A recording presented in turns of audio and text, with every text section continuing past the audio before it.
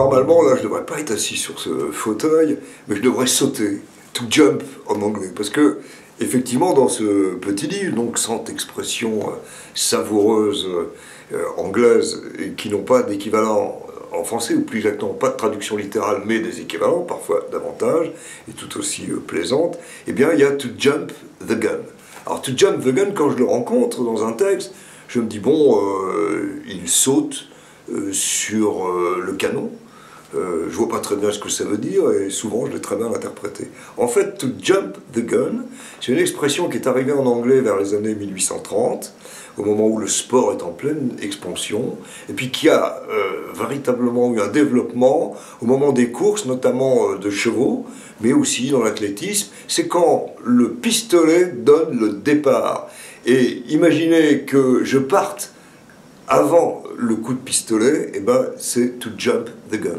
Et donc, c'est faire un faux départ. C'est ça, et c'est évidemment une illustration aussi qu'on va retrouver en français, hein. Aller vite en besogne, trop vite, faire une action précipitée, vendre la peau de l'ours avant de l'avoir tué. Alors dans ce petit livre, je donne toujours des citations pour bien montrer que l'expression existe.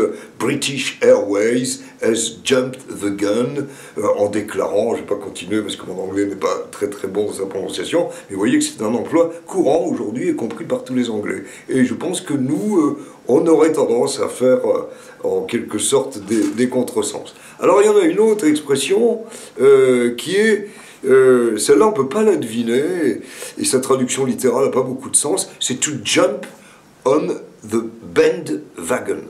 Alors sauter. Alors, le band, on a compris, hein, si on fait de la musique, on comprend bien que c'est l'orchestre, c'est le groupe, wagon, la charrette, le chariot, la voiture dans laquelle il y a ce groupe qui joue de la musique. Voilà ce que ça veut dire. Alors, pensez au cirque. Et effectivement, quand un cirque arrive dans une ville, souvent, et autrefois c'était déjà comme ça aux États-Unis, il y a une série de chariots ou de voitures qui passent dans la ville pour annoncer la venue du cirque. Et le dernier chariot, naguère, était celui sur lequel se trouvait un orchestre qui jouait de la trompette avec les clowns qui dansaient autour. Et to jump on the bandwagon, c'est les gens attirés, ils ne sont pas montés dans la première voiture, mais dans le bandwagon, hop, ils montent dans le chariot et vont rejoindre le cirque.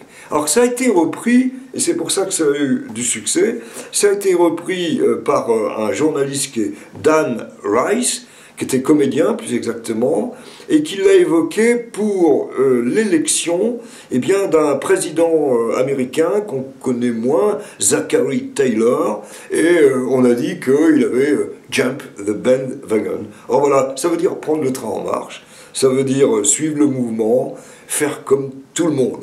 Alors, il faut faire comme tout le monde peut-être, mais enfin, si l'orchestre ne joue pas bien, il faut peut-être éviter de sauter dans le dernier wagon, de prendre le train en marche, il faut attendre un petit peu quand même.